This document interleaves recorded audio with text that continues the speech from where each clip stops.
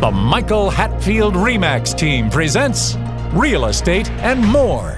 Bay Area real estate is different than in all of America. And why? What's up with home buyers? What's on sellers' minds? How is the market? And much, much more. Now, here's your host, Michael Hatfield. Welcome to the Real Estate and More show. We are definitely about the more in our show's title today. It falls from your tree or it doesn't. I awoke at 4 a.m. this morning feeling a little bit like the Grinch, maybe just a little bit cranky. I didn't particularly feel badly, but more just like pulling the blanket back over my head and murmuring, humbug. The problem is that it is not a proper attitude for a realtor like myself to possess. I have property to show, greetings to drop off, appointments to go to, and research to do. But then it hit me. This incredibly powerful but yet very old concept. Even before coffee time this morning, I began to ponder a valuable thought recalled from this week's guests and friends who reminded me of this very concept. It was then I knew that even before my feet hit the floor this morning, I would be practicing saying the words, "This is the most wonderful day that has been given to me. I will be thankful for it and do whatever good things I can do for others this day." After all, until a person learns to be grateful for what they have, they cannot receive the wonderful things they would like in life. Let's take on this topic this morning and take a moment to carefully listen to some very smart people who have good to say on this very topic.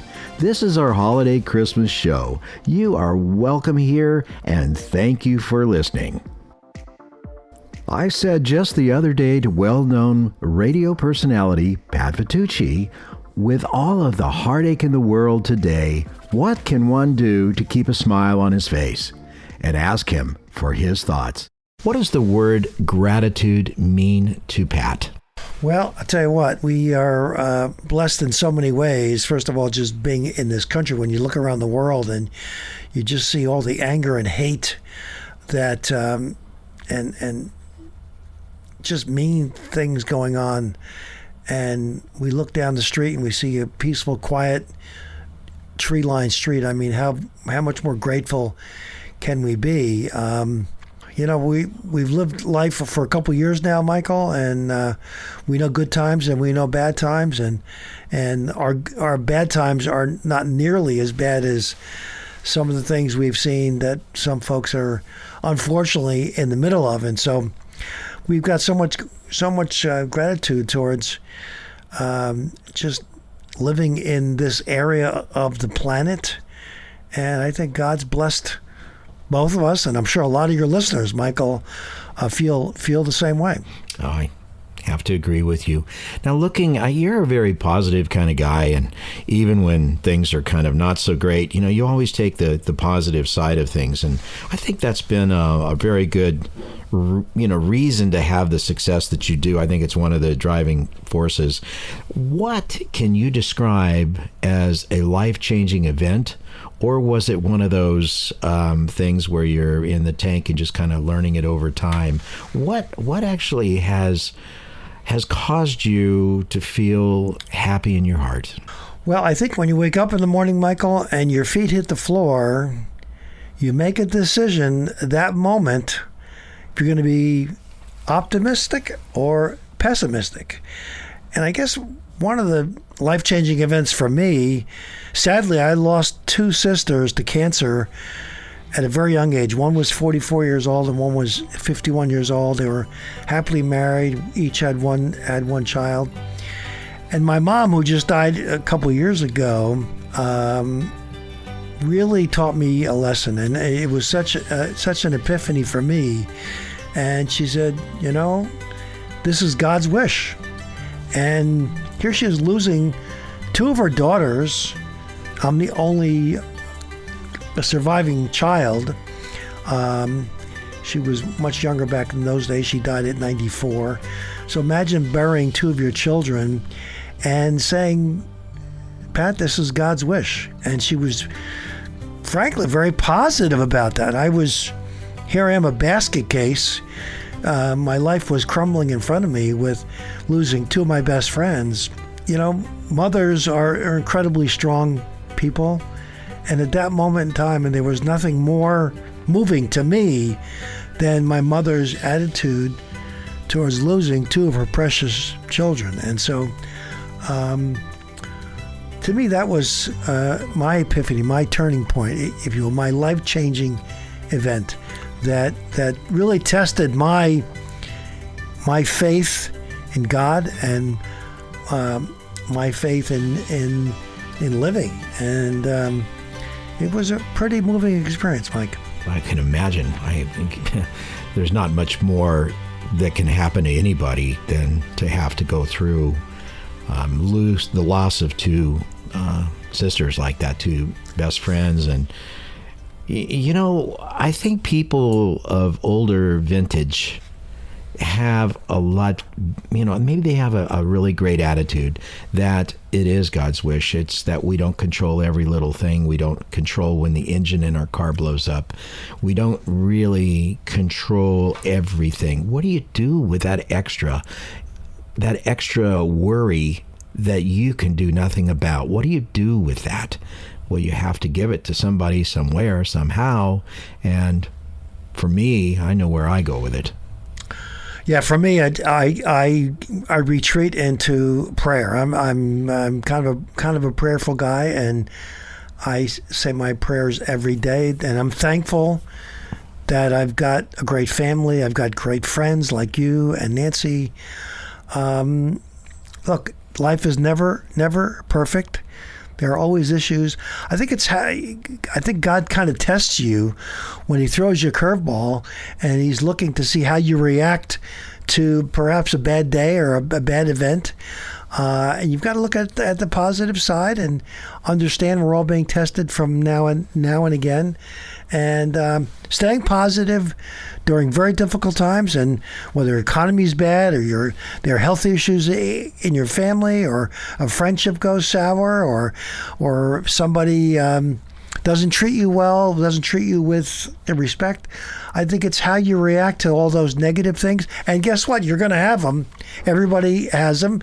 Life is not, full of roses and chocolate candy every day. And it's how you react to those bad days, those bad times, those bad events that kind of defines how you handle yourself in everyday issues. The country artist Toby Keith was riding around in a golf cart with Clint Eastwood.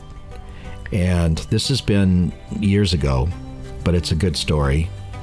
And he said to Clint Eastwood, he says, "Clint, how do you stay so vital and healthy at, more of advanced age than most people? How do you keep doing it?" He was actually making a movie at the time. And apparently Mr. Eastwood said, "I refuse to let the old man in. I don't let the old man in." And so fast forward to a few years back, Toby Keith gets ill, very seriously ill, terminally ill. And he sits down and he writes a song called "Don't Let the Old Man In." And he is, despite his illness, he is very positive. He's came out and has performed it, and it's went to the top of the charts and has made a mark. So perhaps people should take that viewpoint, be grateful for what we have, and don't let the old man in. Yeah, it's pretty interesting story. And here he is, 95 plus, and recently producing movies. And we get a lot of nasty stuff in this world, and you've got to put your shield on and grease your back and let it all slide off, because no one is insulated from some bad stuff. We're all going to go through it. We'll have our time in the barrel, and how you come out of it, I think, is a real testament to God's blessing. Is there some person in your life other than God whom you would credit your positive, grateful, and thankful attitude to?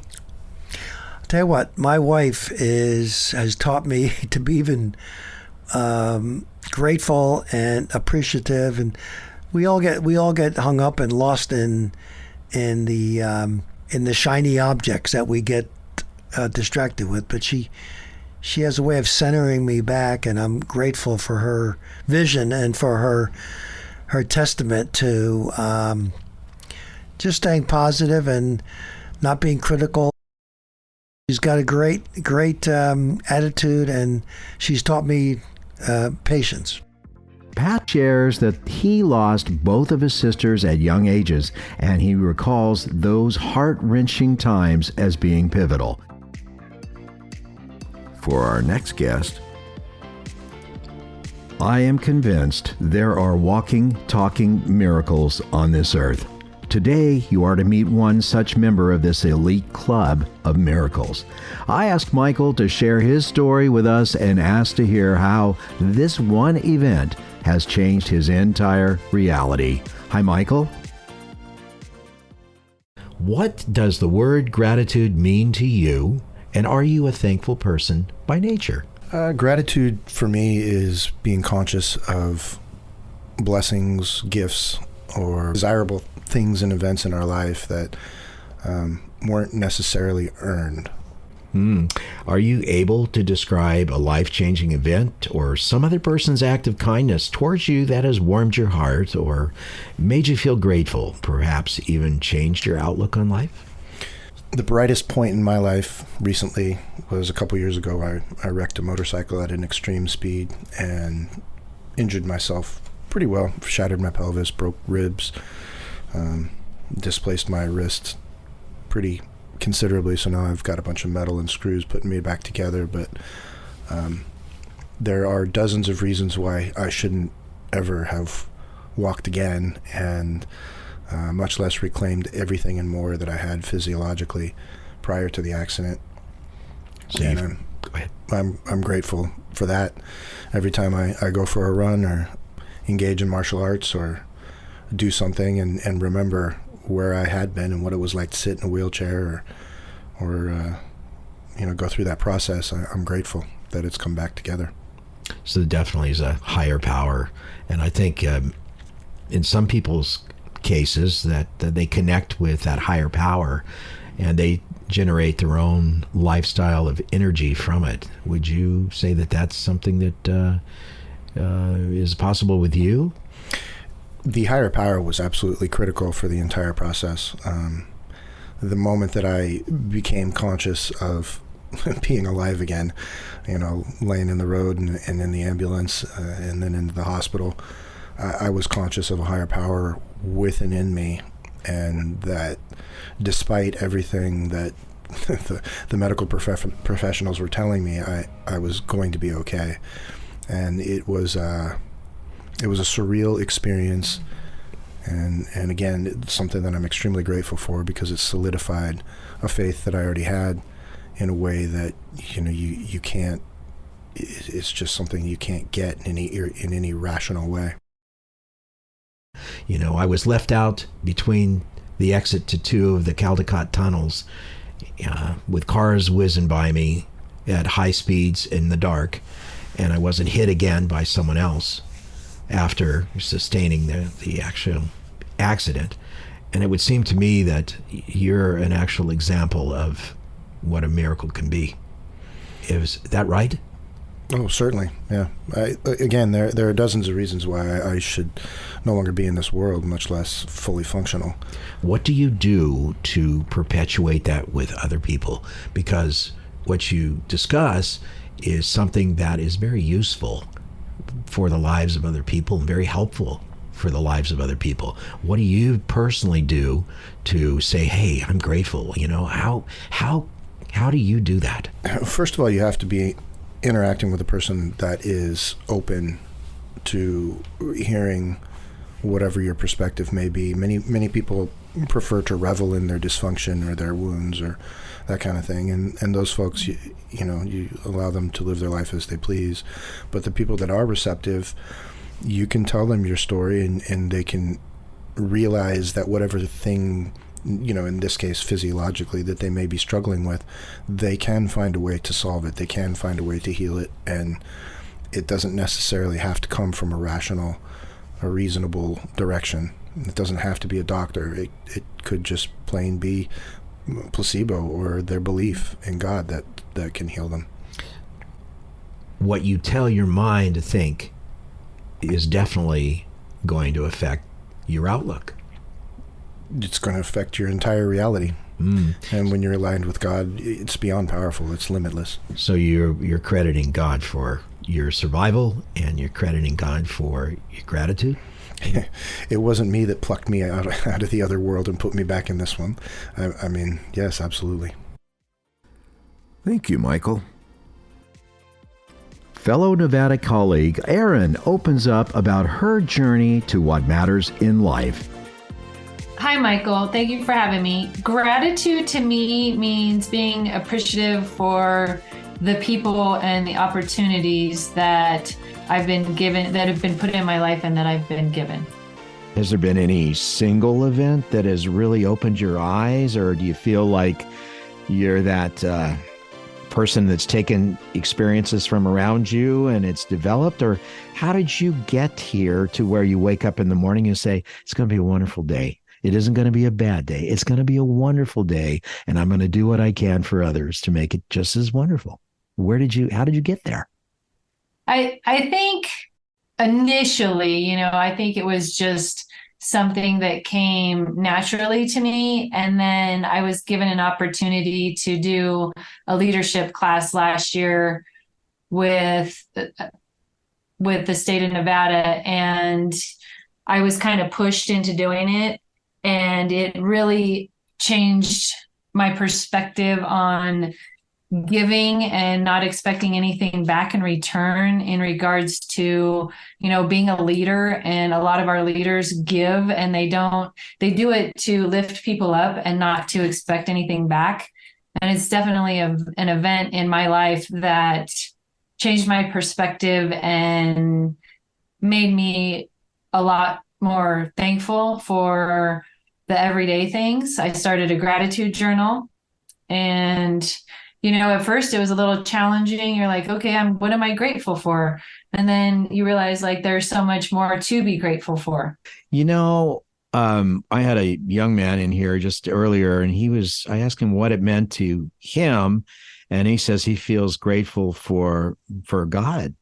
And this came as a result of a life-changing event where he hit the back of an SUV on a motorcycle at 85 miles an hour and lived to tell about it. He was one of those little miracles. And he realized from there he had to draw some gratitude and look for all the things that he does have instead of the things that he doesn't have, because there's a lot of things we don't have. We don't have Elon Musk.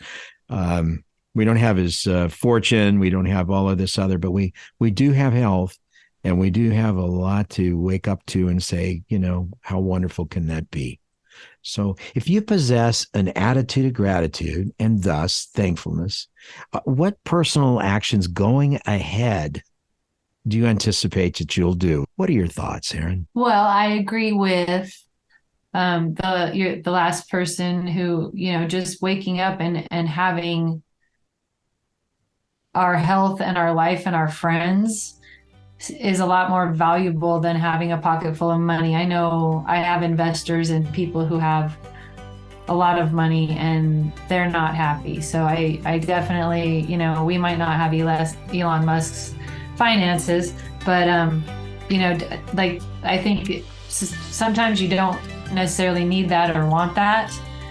And then, so one of the big things that I'm going to do this incoming year is community outreach, volunteering in our community, and just helping people of all walks of life, whether, they need,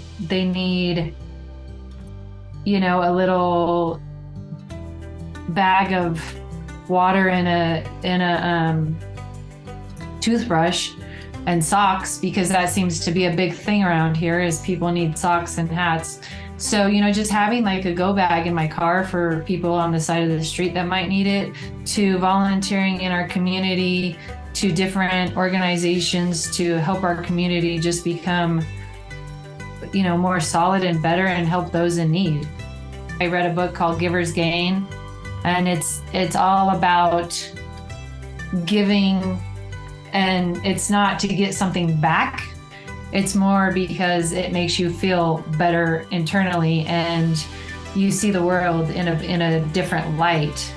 When you give, you just naturally, it comes back to you, and not that you expect anything back. But I was on the board of a domestic violence advocacy center, and I was at the home, the safe house, and one of the ladies came up to me, and I was kind of at a point where I was debating on, is this really worth it or not? And one of the women came up to me and said, "You saved my life. And like the work that you do and me being able to come here, you literally saved my life." So it's like those moments where it's just heart-wrenching, and you're just, I'm just cleaning up a storage room, or I'm just, but to them, I'm saving their life. So I think just those little things in life make a big difference to other people. Thank you, Aaron. We're going to take a very short break. Be right back.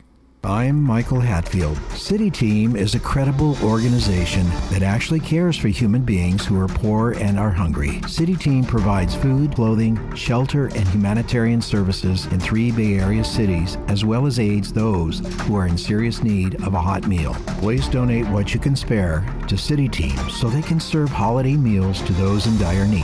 They're able to serve a meal for just $2.49. Yes, just $2.49, less than a cup of coffee. Help sustain another human being by gifting to City Team. Any amount helps, and between now and December 31st, any donation you make will be matched by a fellow generous donor. Go to cityteam.org/Christmas to help with your important gift. We can make a difference. Go to cityteam.org/Christmas. That's cityteam.org/Christmas. This is an unpaid endorsement by the Michael Hatfield family for another human being in need. And now, back to our show. How actually do people become really nice people with a warm, heartwarming grace towards others? I have Lad and Lene to share their thoughts. Gratitude, what does it mean? Well, I'll tell you what, I gave this a little bit of thought when you and I chatted last time. And, it's taking a moment to reflect on how lucky or blessed you are when something good happens, large or small, to appreciate how or why it happened that way too. Absolutely. So it's like an event maybe occurred in your life, or was it just a mental process that you came to? What do you think? Everything happens. I feel everything happens for a reason. Whether it's promoted by myself or by my doings or Lene's doings or just by nature of people, I think it's just the way it should be.